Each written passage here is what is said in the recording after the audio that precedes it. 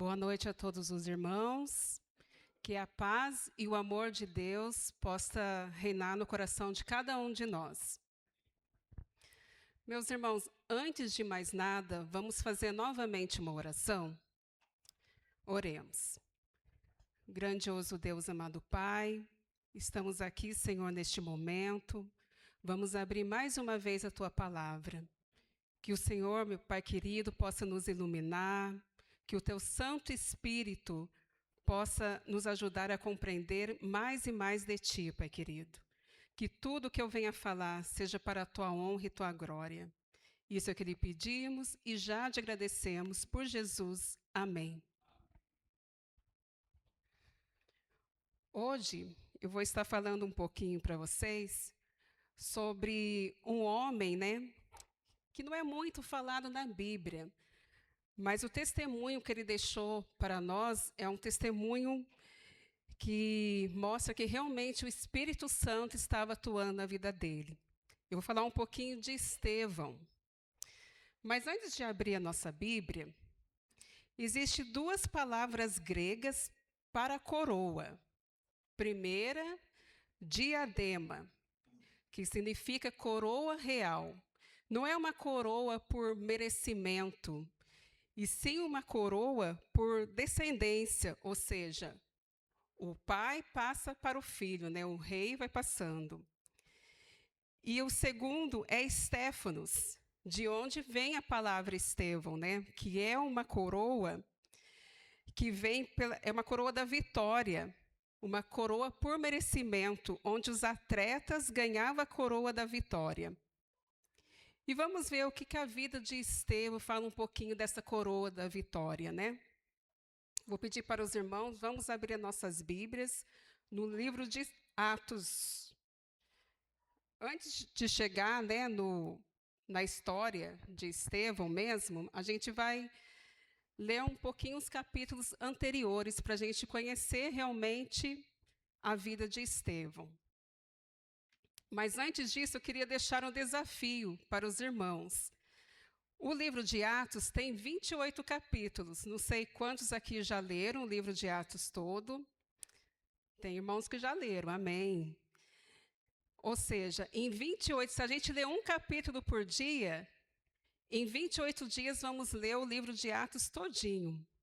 E é um livro que fala muito da atuação do Espírito Santo. Ou seja, aqui conta testemunhos maravilhosos. Então, eu vou deixar esse desafio para cada um de nós. Então, vamos estudar um pouco. Primeiro, eu vou estar falando do capítulo 1, do versículo 1 de Atos, capítulo 1. Neste capítulo 1, mostra o tempo que Jesus estava subindo para os céus, e ele deixou uma promessa maravilhosa para os discípulos, na época, como também essa promessa chega também para nós.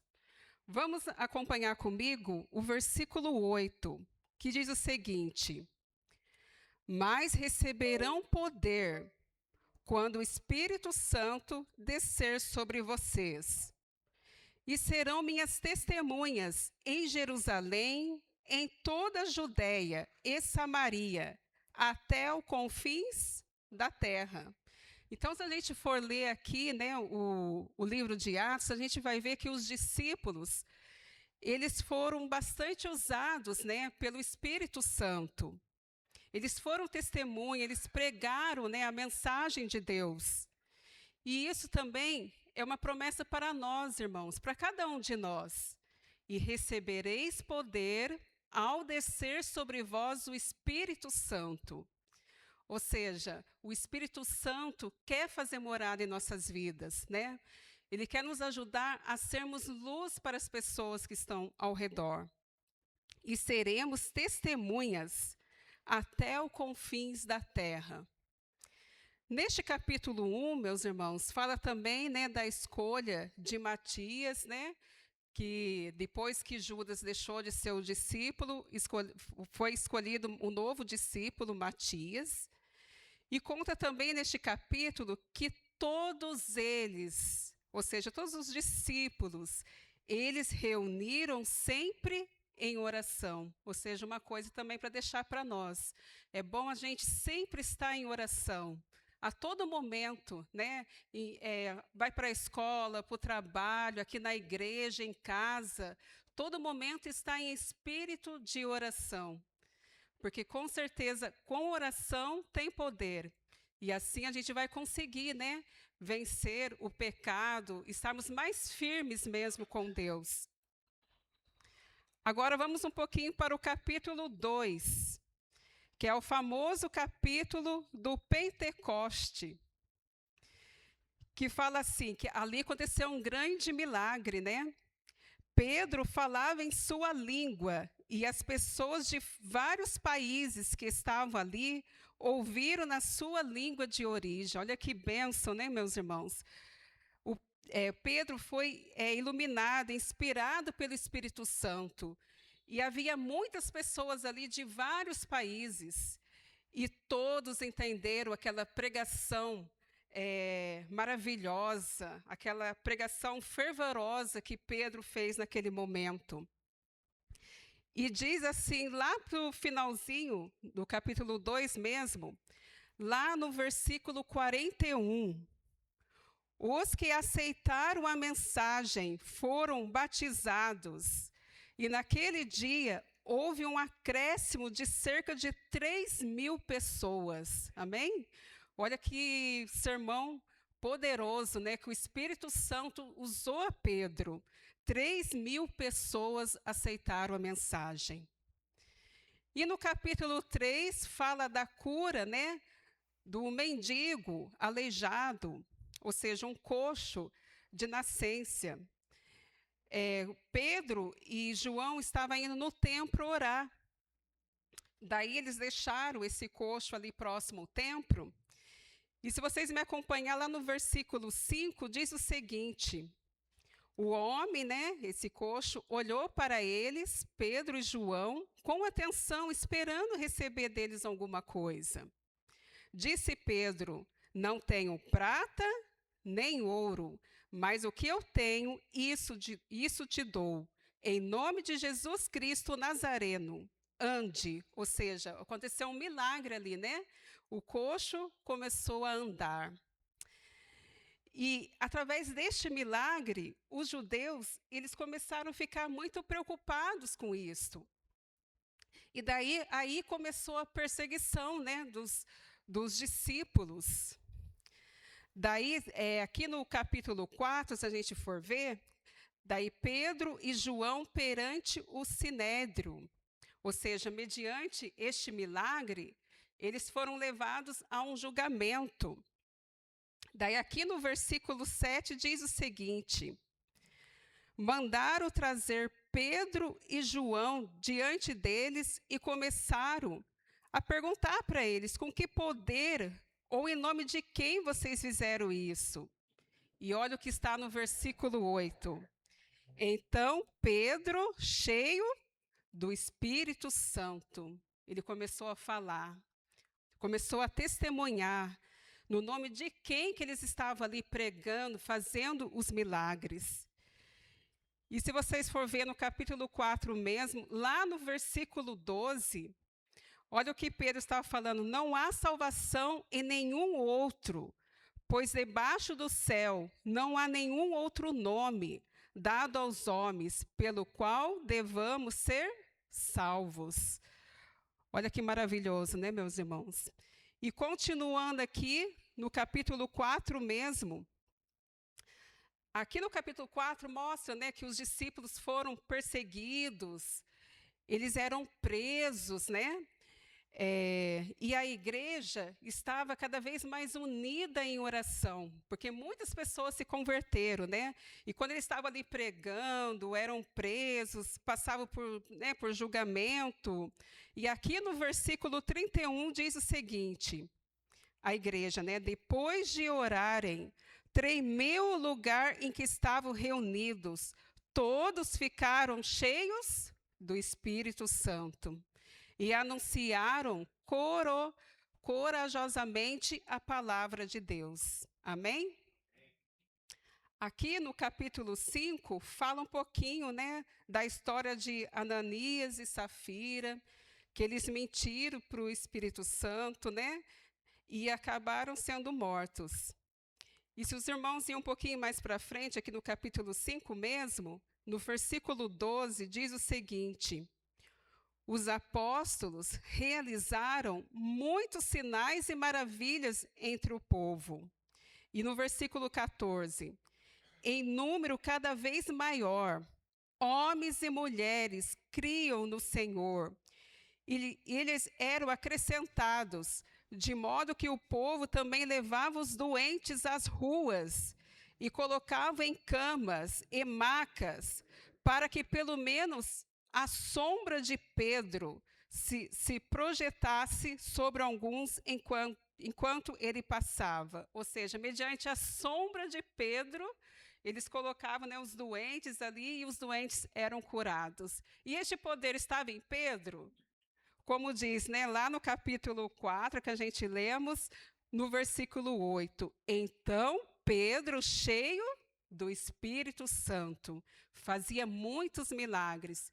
Este mesmo Pedro que negou Jesus 3 vezes, que cortou, né, a orelha lá do soldado, esse Pedro ele foi transformado. O Espírito Santo começou a agir na vida dele.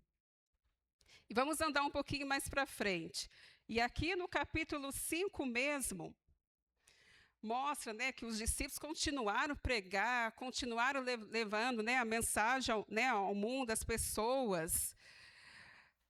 Daí o Sinédrio ali, eles se reuniram, eles estavam querendo matar mesmo os discípulos. Só que daí surgiu ali um fariseu entre eles, e está lá no versículo 34, acompanha comigo, no capítulo 5, versículo 34. Mas um fariseu chamado Gamaliel, mestre da lei, respeitado por todo o povo, levantou-se do sinédrio e pediu que os homens fossem retirados por um momento, que eles tinham chamado, né, os discípulos ali. Daí pediram para eles foram retirados, né, por um momento, e o Gamaliel começou a falar que eles estavam querendo realmente matar, né, os discípulos. Daí Gamaliel começou a falar o seguinte: portanto, neste caso, eu aconselho, aqui no versículo 38, portanto, neste caso, eu os aconselho, deixe esses homens em paz, solte-nos. Se o propósito ou a atividade deles for de origem humana, fracassará.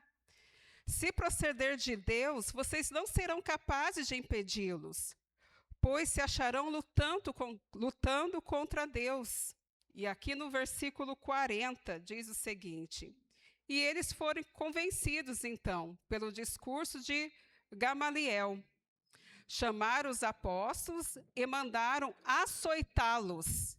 Depois ordenaram-lhes que não falassem no nome de Jesus e os deixasse sair em liberdade. E agora aqui no versículo 41, os apóstolos saíram do sinédrio alegres, ou seja, depois, né, que eles apanharam, e mesmo assim eles saíram alegres, por terem sido considerados dignos de serem humilhados por causa do nome de Jesus Cristo, né? Todos os dias no templo e de casa em casa, não deixaram de ensinar e proclamar que Jesus é o Cristo. Amém? E agora chegou então o capítulo 6, que é o capítulo base mesmo para a gente entender a história de hoje. Então foi bom a gente recapitular, né, os capítulos anteriores. E aqui no capítulo 6, vamos entender a história de Estevão. Vamos começar comigo no versículo 1.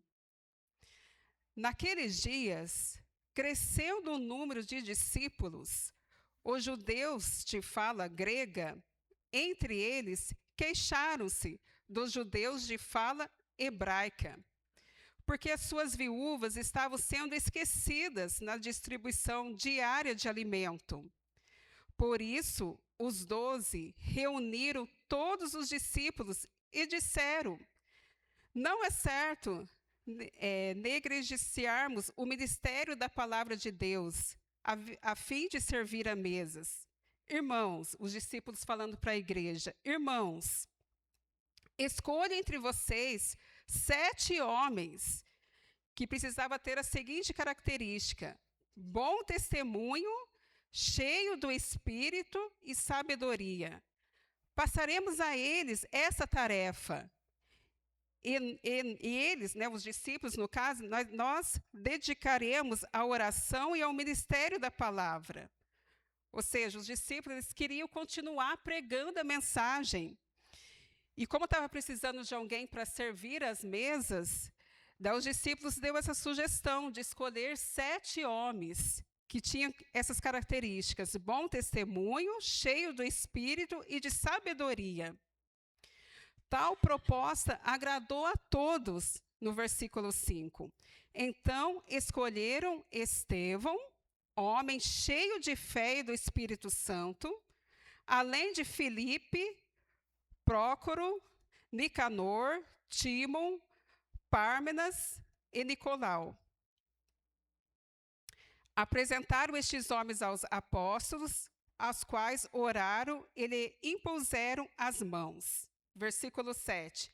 Assim a palavra de Deus se espalhava, crescia rapidamente o número de discípulos em Jerusalém. Também um grande número de sacerdotes obedecia à fé. Então, meus irmãos, como a gente vimos aqui, Estevão foi um dos escolhidos, né, para ser diáconos, para começar a servir as mesas.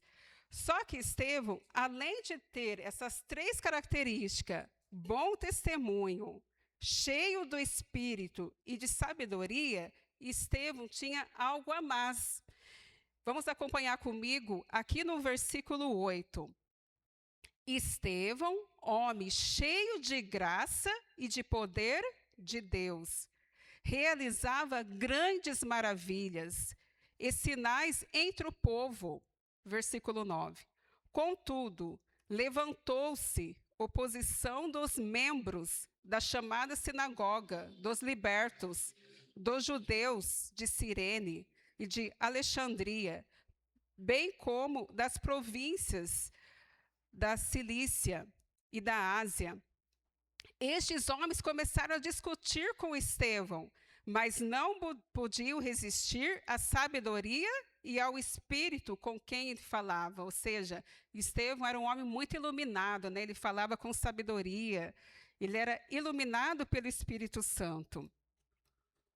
Daí o que aconteceu então? Como eles não conseguiam, né, discutir com Estevão, porque ele era muito sábio, então, no versículo 11, subornaram alguns homens para dizerem, ou seja, eles começaram a pagar, era costume deles pagar homens para falar mentira sobre a pessoa. Ouvimos Estevão falar palavras blasfemas contra Moisés e contra Deus. Olha o que eles falavam. Versículo 12. Com isso, agitaram o povo, os líderes religiosos e os mestres da lei, e prendendo Estevão, levaram no sinédrio. Versículo 13. E ali apresentaram falsas testemunhas que diziam: este homem não para de falar contra este lugar santo e contra a lei, pois o ouvimos dizer que esse Jesus o Nazareno destruirá este lugar e mudará os costumes que Moisés nos deixou. Olhando para ele, todos os que estavam sentados no sinédrio viram que o seu rosto parecia o rosto de um anjo, ou seja, o rosto de Estevão começou a brilhar. E aqui, meus irmãos, no capítulo 7, mostra um sermão que o Estevão fez ali naquele momento. E Estevão sabia que ali ia ser uma missão para ele, que ele foi escolhido para aquele momento. E ele foi usado realmente por Deus para fazer um sermão poderoso, iluminado pelo Espírito Santo. E por que esse sermão foi tão importante? porque Estevão sabia que ele estava vivendo em um momento profético. Aquele sermão era possivelmente o último sermão a ser pregado ao povo judeu. Foi a última oportunidade. Ele fez uma lembrança, né? Foi um sermão histórico. Ele começou a falar de Abraão, de José do Egito, Moisés, Josué, Davi, Salomão e de Cristo Jesus. Homens que Deus enviou para trazer oportunidade para o povo, e o povo não ouvia as oportunidades. Então, vou deixar essa missão para os irmãos, hein? Eu não vou estar lendo o sermão todinho aqui do capítulo 7, vou convidar os irmãos para estar lendo, né, na casa de vocês. E eu vou direto lá no apelo, no capítulo 7, no versículo 51. Olha o apelo que Estevão falou ali para aquele povo no momento. Quer dizer, 51, desculpa, versículo 51. Povo rebelde, obstinado, de coração e de ouvidos, vocês são iguais aos seus antepassados, sempre resistem ao Espírito Santo. Qual dos profetas os seus antepassados não perseguiram? Eles mataram aqueles que prediziam a vinda do justo, de quem agora vocês se tornaram traidores e assassinos. Vocês que receberam a lei por intermédio dos anjos, mas não lhe obedeceram. Esse sermão foi tão poderoso que o certo, né, era para o povo se arrepender ali, eles caírem de joelho pedindo perdão para Deus. Mas não, foi pelo contrário.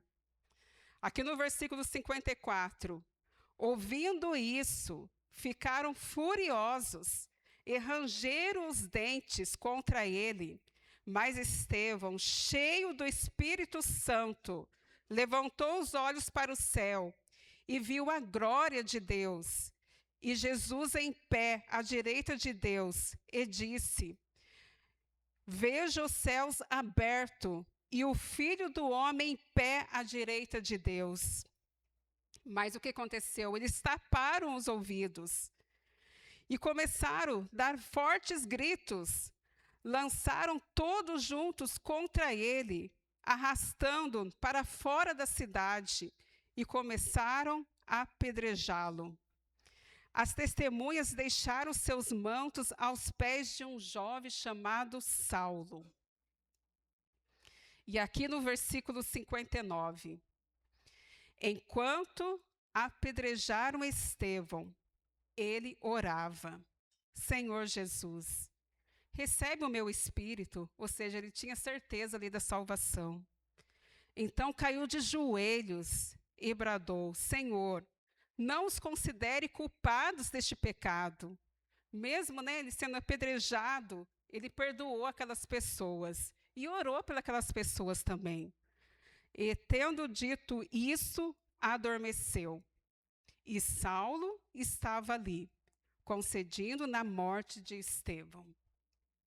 Meus irmãos, aqui no livro Atos dos Apóstolos, vou ler um pedacinho, um trechinho para vocês. Aqui no capítulo 10, é este que eu estou lendo, não sei se alguém tem, né? Mais para o finalzinho aqui, diz o seguinte, que o martírio de Estevão produziu profunda impressão em todos que presenciaram. A lembrança da aprovação de Deus em sua face, suas palavras que tocaram o coração dos que ouviram, permaneceram na mente dos espectadores e testificaram a verdade de que ele havia proclamado.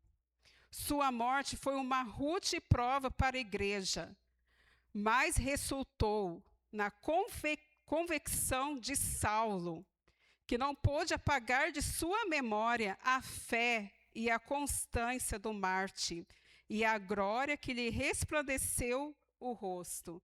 Ou seja, ali estava morrendo, né, Estevão, o diácono, né, que servia a mesa.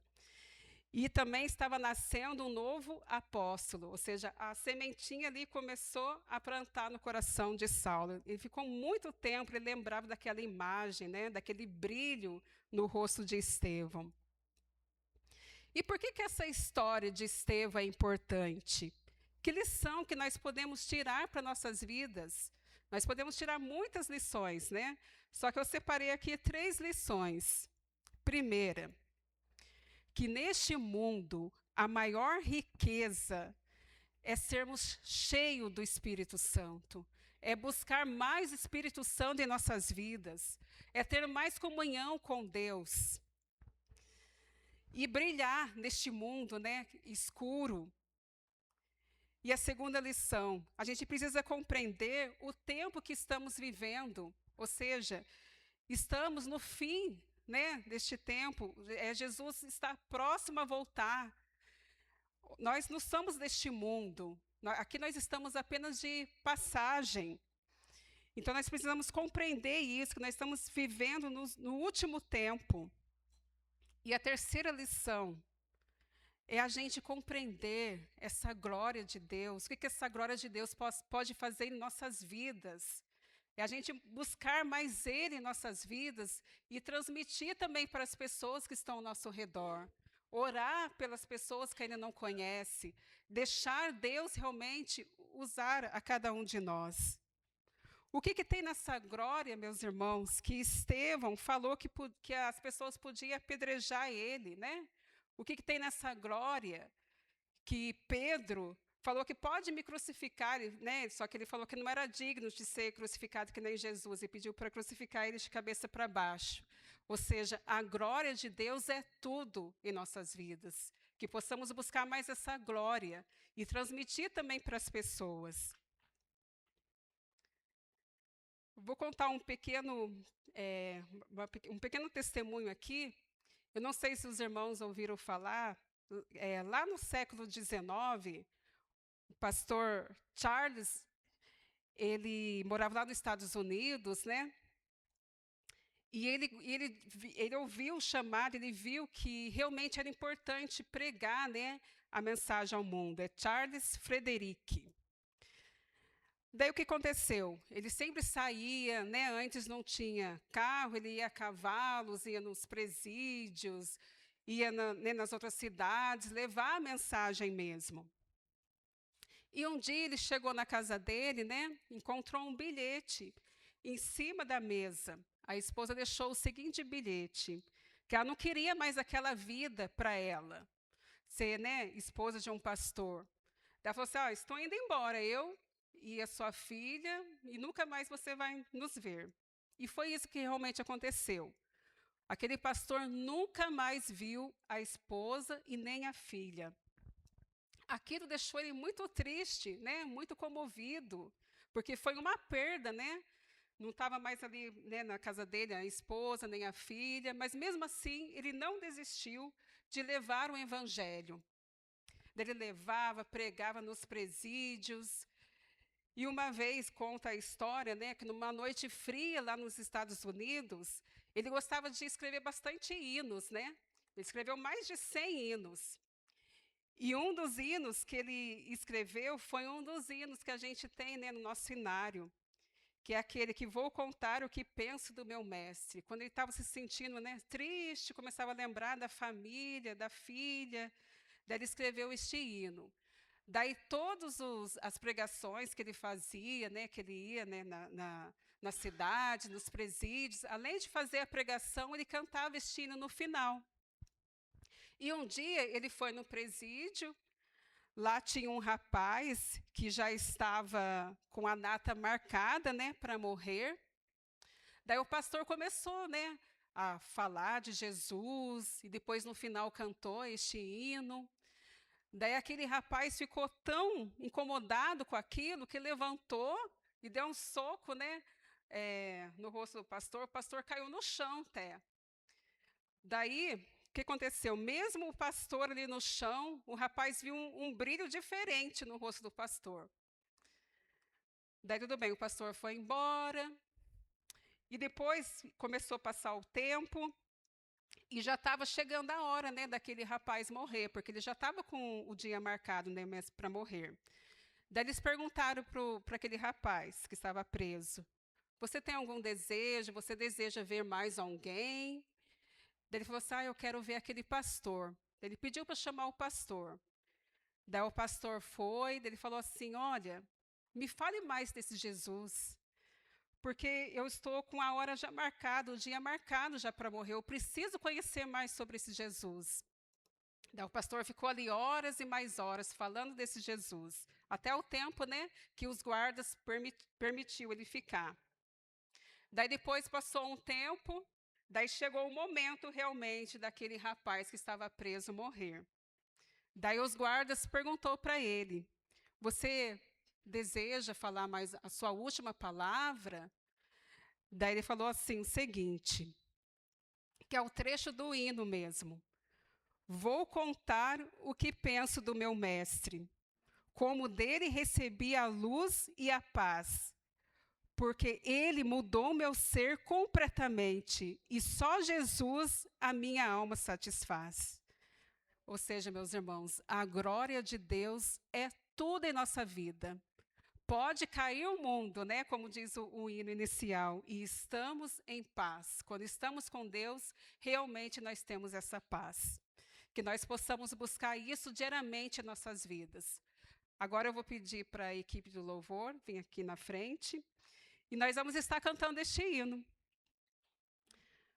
Vou contar o que penso do meu mestre, que isso possa ser uma realidade em nossas vidas. Convido a todos os irmãos a se colocarem em pé, que a gente possa cantar de todo o nosso coração.